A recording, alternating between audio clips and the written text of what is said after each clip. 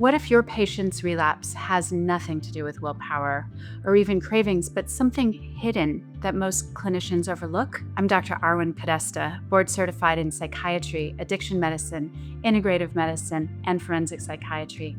Today, we're diving into the relapse trigger most clinicians overlook, but need to spot if we want real recovery. Here's the thing most clinicians don't talk about. We're trained to track the big ticket relapse drivers. We're trained to track cravings, high risk situations, maybe stress or trauma. And those are really important. They're the visible parts of the iceberg. But in clinical practice, I keep seeing relapses that didn't fit that mold. Patients would say, I was fine, everything was going really well. Then it just happened. There was no obvious trigger. There was no crisis, just a quiet drift back. And that's when I realized we must be missing the invisible stuff. We're so focused on emotional overwhelm, we forget emotional underwhelm, like chronic boredom, like shame that's hiding under the surface, or even unprocessed trauma patterns can be just as powerful and far more slippery. These aren't dramatic blow-ups, they're subtle fades, quiet internal states that don't scream danger, but quietly drain resilience until relapse feels inevitable. And if we're not asking the right questions, we don't see them coming until it's too late. I want to talk to you about James, mid-30s male, early recovery, doing all the right things, meetings, therapy, great medication management, supplements, everything to stabilize his brain chemistry. He had insight. He had support. On paper, looking good. And then, seemingly out of nowhere, he relapsed. And when we talked about what happened, he paused and said something that really stuck with me. He said, I don't know. I wasn't triggered. I wasn't stressed. I felt empty. He didn't have a fight with a loved one. He didn't pass by an old haunt. He didn't run into an old associate that gifted him something. He didn't have a sudden craving or a spike. He just felt empty. And after a few days of that dull, dragging nothingness, he said, I need to feel anything. And that something, that anything, was using. What struck me most wasn't just the relapse, it was how invisible the lead up to it was. There were no red flags, just that slow slide into what I call emotional flatlining. There was a turning point for me as a clinician, realizing that boredom, disconnection, and low-level shame can build up just like cravings. They don't always announce themselves. They're not loud. They accumulate quietly, and then they tip the scale. James didn't relapse because he was overwhelmed by a crisis. He relapsed because he was underwhelmed by life. No chaos, no craving cues, just a slow leak of meaning, stimulation, and self-worth. And here's the kicker. This isn't just psychological, it's neurological. It's the brain. These invisible states, like shame, boredom, or even quiet rumination, aren't minor emotions, they're brain states. And they can hijack the recovery process without us or our patients even realizing it. So let's unpack what's really happening inside the brain when someone says, I just don't feel anything anymore. Because once you understand these hidden drivers, you'll start seeing them everywhere. Like what you're hearing? Tap like, drop a quick comment with your thoughts, and then subscribe for more brain-based tools that actually work. So let's break down what's really going on when patients hit that invisible wall.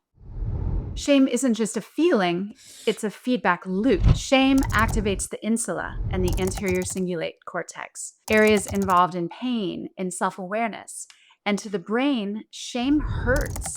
It's visceral, it's physical, and the brain, being protective like it's supposed to be, wants one thing. It wants relief from that. And substances, they offer fast, predictable escape. Even if a patient knows better, their nervous system is wired to move away from pain. And shame is pain. That's why patients often relapse, not because they want to feel good, but because they want to stop feeling bad about who they are. Chronic boredom is neurological underactivation. This isn't about being lazy. This isn't about being unmotivated. It's about the dopaminergic system going quiet. In early recovery, dopamine baselines are low. Combine that with a lack of structure and a lack of purpose, and you get a nervous system that's kind of starved for engagement. Boredom is more than just nothing to do. It's a biological craving for activation. When healthy stimulation isn't accessible, patients reach for what's fast, familiar, and false, really. They'll reach for substances.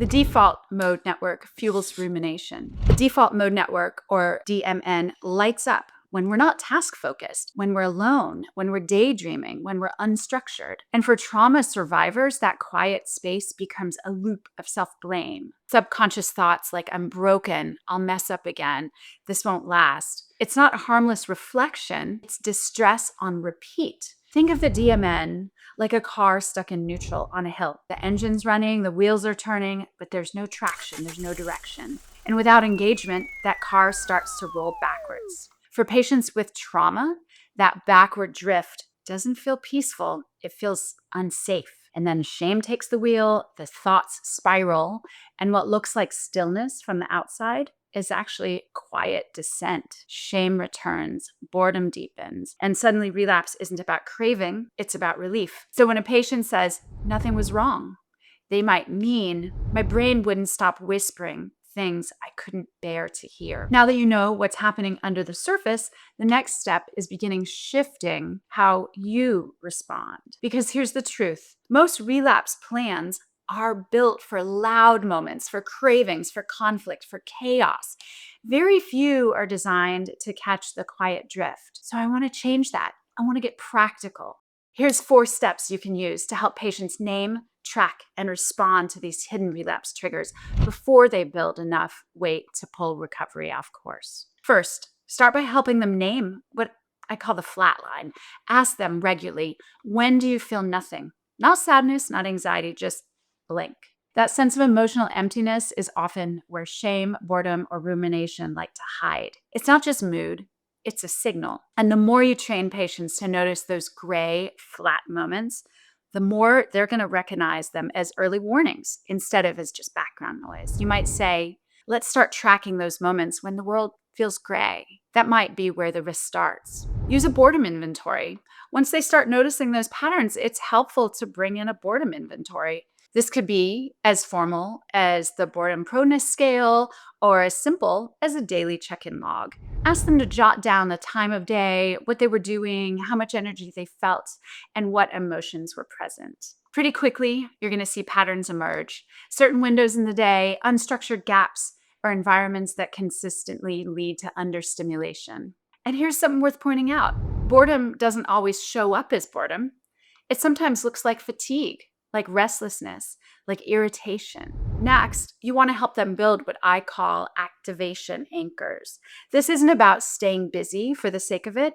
It's about gently keeping the brain engaged in recovery supportive ways. That could mean stepping outside first thing in the morning for sunlight and movement, or setting aside 10 minutes for something creative, maybe journaling, sketching, or even cooking without distractions. It could also mean weaving in simple body-based regulations, like stretching, a quick cold rinse, or a grounding breath. And don't overlook the power of social anchors, healthy scheduled check-ins with a sponsor, a friend, or a group. Even 5 minutes can shift the nervous system. The key here is consistency, not intensity, but consistency. Want a deeper dive into these strategies? Download the free guide, The Professional's Guide to Treatment of Addiction, below.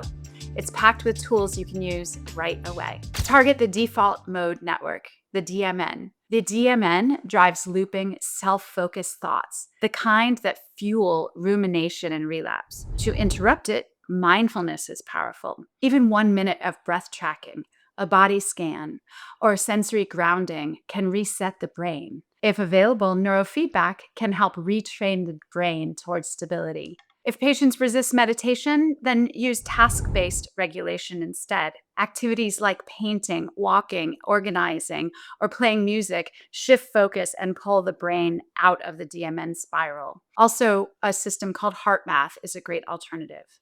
The goal isn't stillness, the goal is presence. And when we layer these tools, naming the flatline, mapping boredom, anchoring the day, and regulating the mind, we're not just treating relapse. We're building a nervous system that doesn't need to escape. Even 30 to 90 seconds of DMN interruption can stop relapse spiral in its tracks. These aren't just coping skills, these are preventive infrastructures, and they work best before the I don't know, it happened moment. So here's the real shift. When we stop looking for the loud relapse triggers and start tuning in to the quiet ones, we unlock a whole new level of prevention. Because boredom isn't just lack of stimulation. Shame isn't just a side effect of relapse. It can be the start of it. And rumination, that's not downtime. It's a loop with consequences. By making these patterns visible for ourselves and our patients, we don't just help them stay sober, we help them thrive. We help them feel fully alive in recovery.